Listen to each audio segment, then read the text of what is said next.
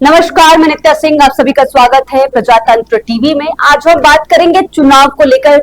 जिस तरीके से रिजल्ट आ रहे हैं, पहले हम चुनाव के बारे में बात कर लेते हैं। लोकसभा चुनाव, ये 18वीं चुनाव है लोकसभा का, और जो समाप्त हो चुका है, आज रिजल्ट की बारी है। सबके मन में यही सवाल है कि किसकी सरकार आएगी। बहुत लोगों को तो पहले से पता है कि बीजेपी आ रही है। यही लगातार रुझान, अगर पोल्स की हम बात करें तो पोल्स में भी यही आंकड़े दिखाए जा रहे थे। और अगर हम बात करें 2024 चुनाव की, तो ये अभी तक का बड़ा चुनाव रहा है। 1952 के हम अकॉर्डिंग देखें तो 1952 में 4 महीने तक चुनावी प्रक्रिया चली थी। 2024 में 46 दिन तक चला ये चुनाव। और अगर हम बात करें 2019 की, तो 2019 में 36 दिनों तक चली थी चुनावी प्रक्रिया। और 1980 में सिर्फ 4 दिन में चुनाव समाप्त हो गए थे। तो अब हम बात करते हैं कि किस जगह पे कहां कहां क्या रुझान आ रहे हैं और क्या हो रहा है। अभी फिलहाल हम इस पे बात कर लेते हैं। एनडीए 296 दिख रही है कि 296 सीटें हैं उनके पास, और इंडिया गठबंधन लगातार कभी 227, 228 उसके परिणाम बदलते रह रहे हैं। तो अभी हम 228 पे ही बात कर ले। अभी के चुनाव मतलब अभी के जो रुझान बता रहे हैं 228 है। तो हमारे साथ संवाददाता हिमांशु प्रताप जी जुड़ गए हैं, हमारे संवाददाता। तो आज हम उनसे बात करेंगे कि कहाँ के रुझान कहाँ है, मतलब हर एक राज्य पे जो जो हॉट सीटें हैं उस पर हम बात कर लेते हैं, उनसे चर्चा कर लेते हैं। तो सर, मुझे ये बताइए कि आप बिहार में अगर हम बात करें तो बिहार की जो 2 सीटें, हम निर्दलीय की बात कर लेते हैं, पप्पू यादव और पवन सिंह काफी चर्चा में है। तो वहां पे क्या लग रहा है कि उनके रुझान जो है कैसे है, वहां पे वो जीत सकते हैं, नहीं जीत सकते हैं? देखिए, एक चीज आपको समझना होगा कि बिहार में जो जिन 2 सीटों की बात आप कर रही हैं, एक पूर्णिया और दूसरा काराकाट। पूर्णिया से पप्पू यादव जो कि कांग्रेस में शामिल भी हो जाते हैं, परंतु उनको महागठबंधन की ओर से टिकट न मिलने के कारण उनको जो है निर्दलीय प्रत्याशी के रूप में चुनाव लड़ना पड़ा। और आप ये भी कह सकते हैं कि पप्पू यादव जो है मजे हुए एक राजनेता नेता हैं। वो मतलब एक मजे हुए पॉलिटिशियन है। तो वो बखूबी अभी जो है अपना बढ़त बनाए हुए हैं, और उस जगह पे एनडीए और इंडिया, मतलब महागठबंधन और एनडीए दोनों से आगे चल रहे हैं। वहीं बात कर ले काराकाट की, तो काराकाट सीट पे जो है पवन सिंह, जितना हो हल्ला उनके प्रचार में था और समर्थकों के जो भीड़ लग रहे थे, वो आज ईवीएम जब से चुनाव गिनती शुरू हुआ है उसमें दिख नहीं रहा है। वो अभी करीब 32,000 वोटों से पीछे चल रहे हैं। दूसरे नंबर पे जो उपेंद्र कुशवाहा हैं वो हैं। पहले नंबर पे राजाराम जी हैं। तो पवन सिंह के बारे में अगर हम बात कर लें, तो पवन सिंह का जिस तरीके का फैन फॉलोइंग था, वो कहीं ये रुझान में नहीं दिख रहा है। जी, मतलब आपके कहने का मतलब है कि पवन सिंह जब अपनी रैली कर रहे थे या आए थे, तो सिर्फ उनमें उनको देखने के लिए भीड़ मौजूद थे। जिस तरीके से रुझान सामने आ रहे हैं उस तरीके से वोटिंग नहीं आई, जो भीड़ दिखे। एग्जैक्टली, जो भीड़ था वो वोट में तब्दील नहीं हुआ जी। इससे यही जो है। और दूसरा चीज है, एक चीज और है ना कि काराकाट लोकसभा क्षेत्र जब पवन सिंह यहाँ चुनाव लड़ने आए, तो एक राजपूत जाति से पवन सिंह आते हैं, और राजपूत करीब 3 लाख वोटर हैं यहाँ पे। जी जी जी। तो इस दम पे उनको लगा होगा कि ये आंकड़ा अगर मेरे साथ आ जाता है तो हम चुनाव में मजबूती के साथ खड़े हो सकते हैं। और एक दूसरा बड़ा चीज था कि उनके साथ फैन फॉलोइंग था, तो उनको अपने आप में लगता होगा कि और समाज के लोग मुझे वोट कर लेंगे। परंतु यहाँ पे हुआ जस्ट उलट। राजपूत समाज के वोट तो पवन सिंह लेने में खैर कामयाब हो गए, परंतु अन्य समाज का जो वोट पड़ना चाहिए वो महागठबंधन की ओर शिफ्ट कर गया।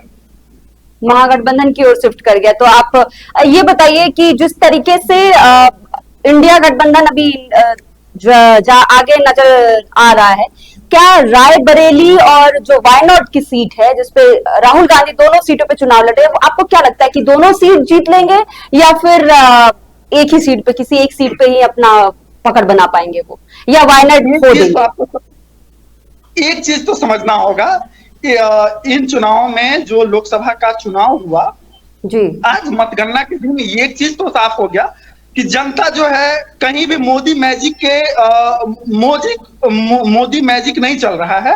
और जो जनता है कहीं ना कहीं एंटी इनकम्बेंसी जो है सरकार फेस कर रही है। मोदी का जो नाम पे जो लोग चुनाव जीतना चाहते थे, उनकी खटिया खड़ी हो चुकी है। आप अगर जैसे उत्तर प्रदेश में आप देख लें, समाजवादी पार्टी जिस तरीके से 33 सीटों पे बढ़त बनाई हुई है, इससे जी, जी। साफ आप देख सकते हैं कि बीजेपी का जो गढ़ माना जाता था उत्तर प्रदेश, वहां से कहीं ना कहीं उनकी कोई कमियां रही होंगी, जिससे दूर हुआ। दूसरी बात कि राहुल गांधी का अगर हम बात करते हैं, तो वायनाड और यहाँ रायबरेली से, वो दोनों जगह से अभी बढ़त बनाए हुए हैं, और करीब करीब लगता है कि चुनाव राहुल जी जीत जाएंगे।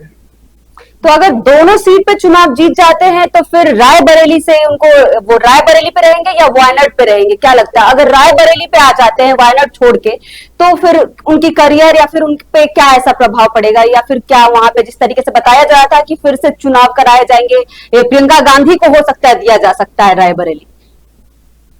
नहीं, बिल्कुल आप ठीक बात बोल रही हैं, परंतु अभी इसका डिसीजन जब राहुल गांधी पिछले दिनों पत्रकारों से बात कर रहे थे, तो उनके पास ये प्रश्न पहुंचा था, पर उन्होंने बोला कि ये आगे की बात है, जब रिजल्ट आ जाएगा इसके बाद हम लोग विचार कर लेंगे और उस पे आगे प्रतिक्रिया देंगे।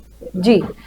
एक बार फिर से हम लोग बिहार पे आ जाते हैं। रोहिणी आचार्य और मीसा भारती, लालू यादव की दोनों बेटियां चुनावी मैदान में हैं, तो आपको क्या लगता है इस बार पाटलिपुत्र से या फिर सहारण से जीत पाएंगे ये वो?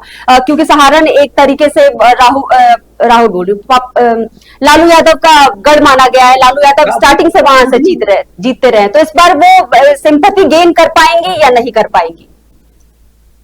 नहीं, देखिए, अगर हम पाटलिपुत्रा का बात करते हैं, तो यहाँ पे रामकृपाल यादव और मीसा भारती में लड़ाई, प्रतिद्वंदी थे मीसा भारती का रामकृपाल यादव। इस बार रामकृपाल यादव का अगर ग्राउंड पे बात किया जाए, तो मीसा भारती का जो है मैजिक चला है, और वो अभी आगे भी हैं रामकृपाल यादव से। और जहां तक लगता है कि महागठबंधन का एक सीट आरजेडी का आने वाला है पाटलिपुत्रा से। सारण, खैर, रोहिणी आचार्य तब सुर्खियों में आई थी जब उन्होंने अपना कीर्ति अपने पिता श्री लालू प्रसाद यादव को दान किया था, और उस समय से एक छवि बना था कि जो बेटी होती है वो हमेशा अपने पिता और परिवार के लिए खड़ा होती है। तो इसके लिए उनको उनकी काफी तारीफें मिली थी, पूरे देश भर से पक्ष और विपक्ष दोनों नेताओं ने तारीफ किया था। अभी सारण से चुनाव लड़ रही हैं, परंतु राजीव प्रताप रूढ़ी वहां पे आगे चल रहे हैं, और अभी सारण से पीछे हैं रोहिणी आचार्य। जी। और आपने जैसे कहा कि पवन सिंह की अभी बात हो रही थी कि पवन सिंह का जितना फैन फॉलोइंग दिखता है उतना नहीं हुआ। इसी तरीके से हमारी एक एक्ट्रेस है कंगना रनौत, उनके बारे में आपका क्या कहना है? इस बार वो चुनाव जीत पाएंगी? आपने कुछ देर पहले कहा था कि मोदी मैजिक नहीं चला, मोदी जी के नाम पे जो चुनाव जीतना चाह रहे हैं वो नहीं जीत पाएंगे, वैसे नहीं आ रहे हैं, रुझान सामने नहीं आ रहे हैं। तो कंगना रनौत के बारे में क्या कहना चाहेंगे आप?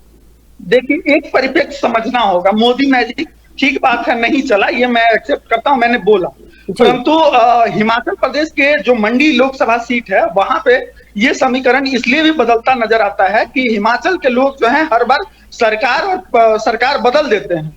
पिछले बार कांग्रेस की वहां से मंडी सीट से जो है प्रतिभा सिंह, विक्रमादित्य की मां वहां से जो है सांसद थी। इस बार विक्रमादित्य खुद कांग्रेस के प्रत्याशी हैं, और उनके ऑपोजिशन में कंगना रनौत बीजेपी के टिकट से लड़ रही है चुनाव।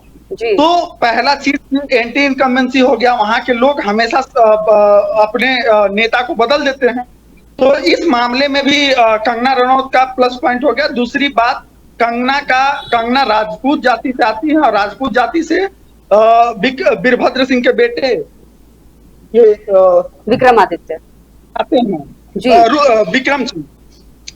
परंतु वहां जो अभी समीकरण है कि मंडी लोकसभा सीट में मोदी का लगाव रहा है, मोदी जी वहां पे हमेशा जाते रहे हैं, तो इस वजह से वहां जो है कंगना रनौत जीतने वाली, मुझे ये लगता है कि वहां से जीत जाएंगे। अभी रुझान में आगे हैं जी, नतीजा नहीं आया है, परंतु मुझे लगता है कि जीत जाएंगे। पश्चिम बंगाल से 31 सीटों पे टीएमसी आगे चल रही है, लगातार उसकी बढ़त बताई जा रही है, और ये भी बताया जाए कि इस बार पश्चिम बंगाल में कुछ वोट बैंक बढ़े भी हैं। जिस तरीके से बाकी राज्यों में कम दिखाए जा रहे थे, इस बार पश्चिम बंगाल में बीजेपी को थोड़ा ज्यादा वोट मिलने का आसार बताया जा रहा है। इस पर क्या कहना चाहेंगे? देखिए, आपको ये भी समझना होगा कि हर राज्यों की अपेक्षा पश्चिम बंगाल में सबसे ज्यादा वोटिंग परसेंटेज हुआ है। वहां मतदाता जी सबसे ज्यादा निकले हैं और वोट कास्ट किए हैं।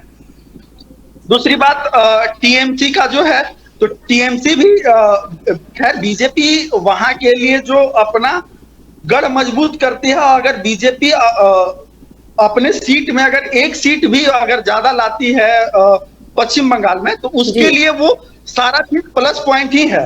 क्योंकि जब कभी एक समय में कम्युनिस्टों की गढ़ हुआ करती थी पश्चिम बंगाल, इसके जी बाद अभी अगर बोला जाए तो ममता बनर्जी का गढ़ है, टीएमसी का गढ़ है। तो अगर उस जगह पे बीजेपी एक सीट भी, दो सीट भी अगर ज्यादा लाती है, तो उसके लिए बड़ा, अपने आप में बड़ा बात है। जी।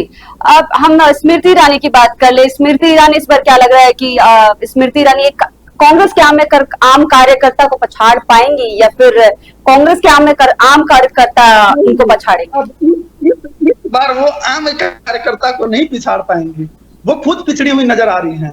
जी और इस चीज को आपको देखना होगा कि कांग्रेस के जो वहां से कैंडिडेट हैं, हम्म वो राजीव गांधी के जमाने से कांग्रेस पार्टी में आए हुए थे और यूथ कांग्रेस के सदस्य रहे हैं। यूथ जी कांग्रेस में वो बड़े पदों पे रहे हैं और उस समय से कांग्रेस के कार्यकर्ता के रूप में मजबूती के साथ रहे हैं और वहां राहुल गांधी से लेकर राहुल गांधी के पिता तक को चुनाव लड़वा चुके हैं। इस बार खुद मैदान में है और ये बात मानना पड़ेगा कि जो वो बोल रहे थे कि पिछले चुनाव में राहुल गांधी इसलिए हार गए थे क्योंकि मुझे समय नहीं मिल पाया था कि हम राहुल गांधी के साथ रह सकें। पर वो काफी दिनों से लगे हुए थे और उनको भी पता नहीं था कि इस बार मुझे टिकट मिलेगा, परंतु टिकट जब मिला तो काफी समय देते हैं। वो रायबरेली, अमेठी में ही रहते हैं, इसलिए वहां के लोग उन पे भरोसा किए हैं। और प्रियंका गांधी एक बयान भी दी थी कि ये मेरे परिवार के सदस्य हैं, मेरे परिवार के सदस्य हैं। तो ये चीज समझना होगा कि अगर अमेठी सीट जीतते हैं तो प्रियंका गांधी की जीत हो रही है। जी, धन्यवाद आपका हमारे चैनल में। जिस तरीके से आपने बताया, हमारी जनता देख रही है कि किस तरीके से अभी फिलहाल रुझान आ रहे हैं। अगर हम अभी फिर से मैंने आपको स्टार्टिंग में बताया था कि एनडीए 296 था, लेकिन अभी एनडीए 294 और इंडिया बढ़ता हुआ लगातार नजर आ रहा है। यानी इंडिया गठबंधन जो है 231 सीटों पे आगे चल रही है। और अभी मतलब ऐसे लगातार आंकड़े बदल रहे हैं इसके, 294 से 293, 232 से 31, 32 ऐसे बढ़ते रह रहा है। यानी कि इंडिया गठबंधन बार बार बढ़ रहा है। तो अभी कुछ कहा नहीं जा सकता है, शाम को ही पता चलेगा कि किसके पक्ष में, किसके पाले में आने हैं, जो रिजल्ट आने हैं वो किसके पाले में जाएंगे। तो